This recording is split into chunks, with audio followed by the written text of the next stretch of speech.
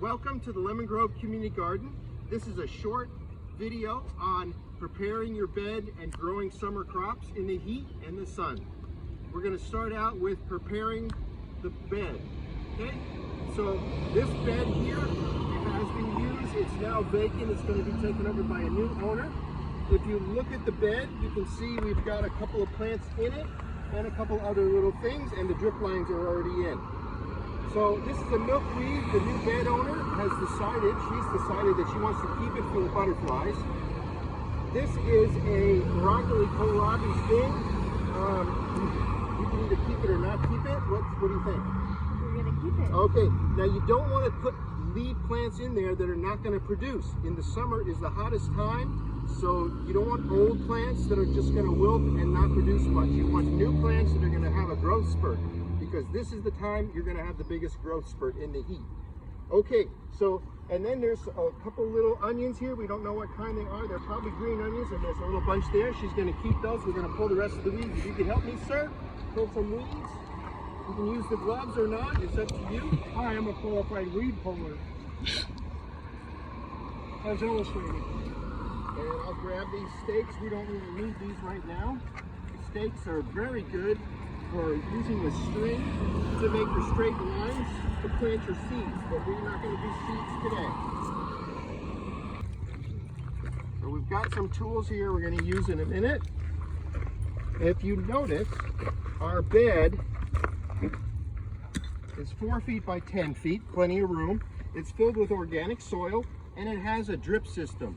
So the drip lines we're going to gently pull back so that we can scratch up the surface of the soil and add some amend. So, we can help you out here. Pull out the stakes and save those. And just gently drape them over the side here. And save the stakes. Okay? What we want to do is make some amend for this.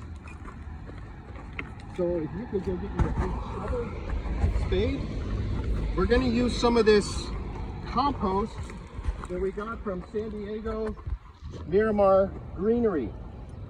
It's free of weeds and seeds, and it is basically decomposed plants, and that gives us all the nutrients we need, because the plants need the nutrients from the other plants that have decomposed. Now we want to hold the moisture in the soil, especially in the heat of the summer. So we've got to, after we weed and clear the bed to prevent weeds coming up, then we want to aerate and amend the soil. So what we're going to do, we're going to take this little scraper, and we're just going to scrape up the soil a little bit, and you can see right under there's some moisture. Only going down about 1.5 inches. That's all I need. Break up the little crust on the top. Okay, so if you could take a bucket, my assistant, and fill it up with that rich, deep soil in the back of that first bin. Put it up. If you could dump those in, spread them around, and then fill up 2 more buckets. Spread those around.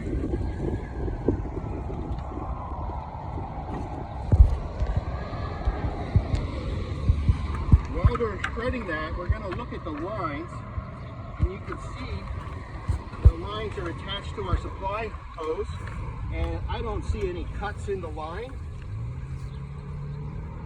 And at the end, there's the plug, so that's there, so that's not going to leak. The other lines look good.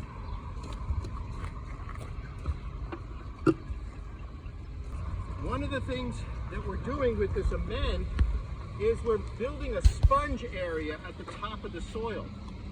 The amend, the compost, works as a sponge to hold the water. So when our drip system slowly drips water in the morning, early morning, that water is staying there. Okay?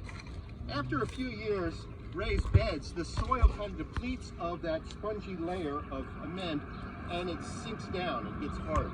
So that's why we scuff it up and we add the amend. We're putting in that amend for the nutrients and for the water holding capacity, and we're scuffing it in because we want to aerate the soil a little bit too. Roots don't just need nutrients and water, they need air also, okay? So we're scuffing up the soil a little bit so that those roots have plenty of air, they won't rot, and we've got plenty of water holding capacity. Okay, so we're just gonna scratch that in real quick. No problem. Real easy to do. Now I recommend at least 5 of those amends every year, and even more is okay. So now, what we're gonna do is we're gonna put the drip system back in. So let's put these back in. And the stakes were used, originally we put 3 stakes in just to hold it down because they were all curled up in the box. But now these lines are kind of straightened out. Just gonna use a couple stakes just to make sure that they're nice and straight. Once a week, we're gonna give the plants a shower with water. Just a minute or two, spray it with the hose, with the nozzle. And the reason for that is we want to give the plants a chance to kind of revitalize once a week. It invigorates them. But they get enough from the drip for their roots, but we want to rinse off those leaves of any aphids, of any dust, and it just really helps them thrive in the summertime. So just once a week, come out and spray. You don't need to do it every day. The drip system provides a base where it's moist underneath an inch or 2. A little hard in the summer to grow seeds in this bed because it dries out so fast. But with the drip system, it keeps below an inch or 2, it keeps it nice and moist. Okay, so that's gonna be it for right now. And the next one is going to be selecting the right crops. Thank you.